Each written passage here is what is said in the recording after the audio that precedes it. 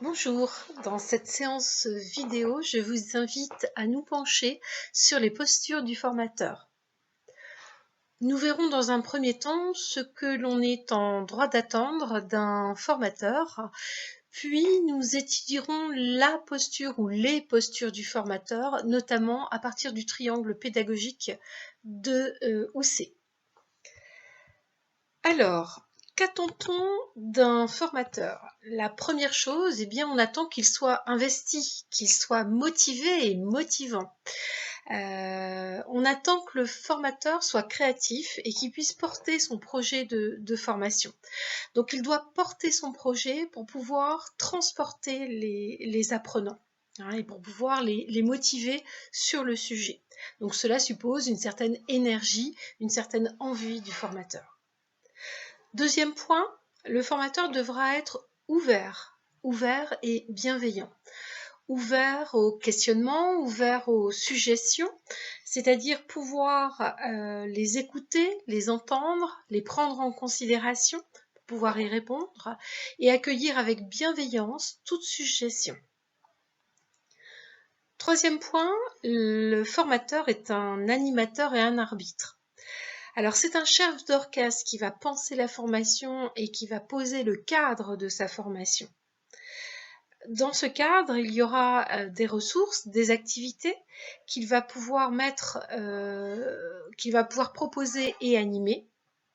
Il arbitrera également des échanges pour rendre plus interactif et plus participatif sa formation. Et il proposera donc de conclure par une synthèse en faisant le bilan, d'abord l'évaluation de la formation et le bilan de sa formation. Point suivant, on attend du formateur qu'il soit pédagogue. Il doit accueillir les participants, écouter leurs besoins avec bienveillance, les prendre en considération lors de son animation et pouvoir répondre à ces besoins. C'est aussi un fin observateur. Il va observer effectivement peut-être les personnes en difficulté de compréhension, les personnes qui ont envie de participer, d'apporter un éclairage, de poser une question, les personnes qui s'ennuient, pour pouvoir interagir avec eux et les amener à être complètement investis eux aussi dans cette formation. Tout cela suppose une certaine patience. Il sera aussi vecteur d'échange. Par les échanges, cela va permettre à l'apprenant en fait de mieux construire son apprentissage et s'approprier les notions portées par la séance de formation. Le formateur doit amener également l'apprenant à réfléchir et à se positionner. Les dernières qualités attendues du formateur, ce sont deux qualités qui vont bien ensemble, c'est celle d'être organisé, de savoir improviser. L'organisation est indispensable. Une séance de formation ne s'improvise pas, elle doit être pensée, elle doit être cadrée, elle doit être outillée dans une logique liée au contenu, dans une logique progressive des apprentissages. Néanmoins, elle suppose aussi certaines qualités d'improvisation parce qu'il y a forcément des besoins qui n'ont peut-être pas pu être anticipés, une situation, un conflit, un aléa informatique ou autre qui puisse survenir, et donc il doit être en capacité de continuer sa formation, de la développer. Pour cela, en général, il a une palette d'outils à sa disposition pour pouvoir répondre aux aléas.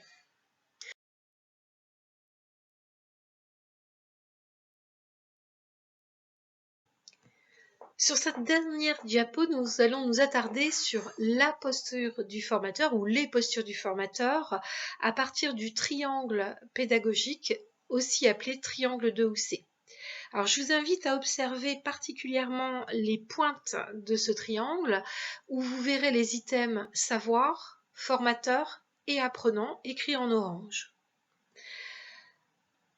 La posture ou les postures du formateur vont être créées entre la relation de deux items. Par exemple, vous avez une relation spécifique entre formateur et savoir, entre formateur et apprenant et entre apprenant et savoir. Concentrons-nous sur la première relation, le formateur et le savoir. Dans cette relation, le formateur a une posture d'enseignant. C'est un expert, c'est un sachant. Il va donc s'intéresser particulièrement au contenu plus qu'à l'apprenant et il va décider de quel contenu il va sélectionner, dans quel ordre et dans quelle logique. Donc il est dans une logique de transmission de savoir et c'est un pédagogue parce qu'il connaît comment sélectionner et comment organiser ces contenus à transmettre. Deuxième posture. Intéressons-nous maintenant à la relation entre formateur et apprenant. Le formateur a dans cette relation une posture de former. Il est animateur et modérateur.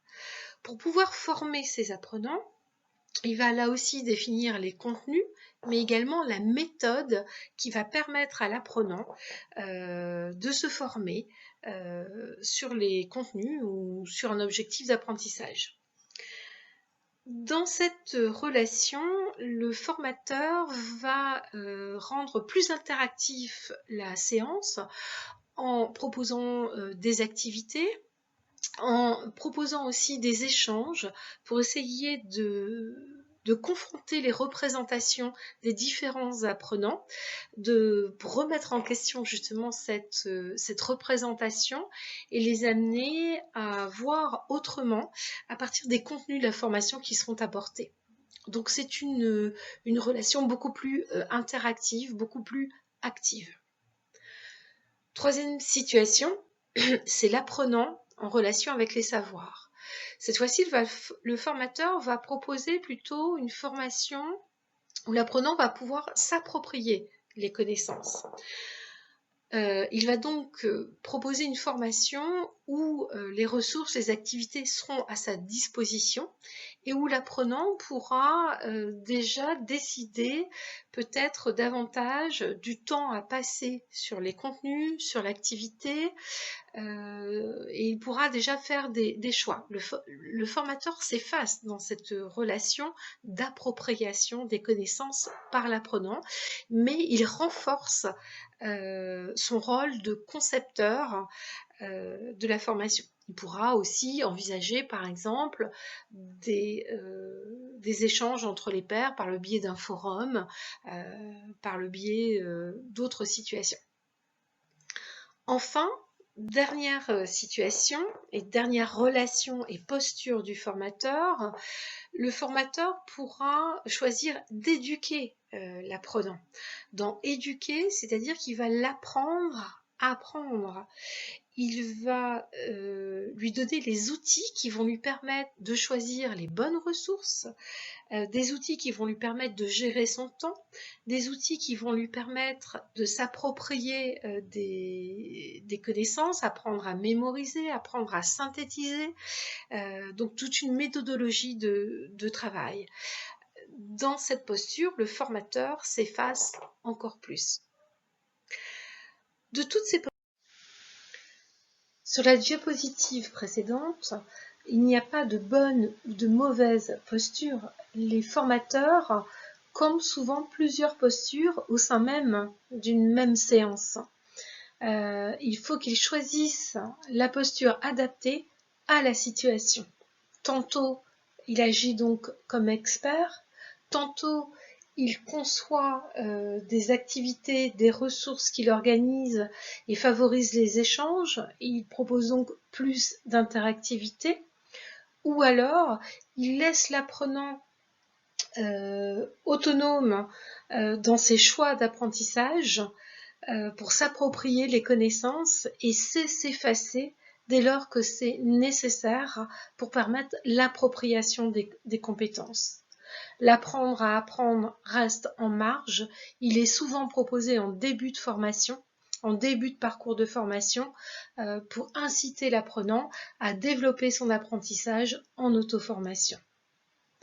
J'espère que ce diaporama vous aura permis de mieux comprendre les postures et les attendus du formateur et à trouver, vous, la posture qui vous convient. À bientôt!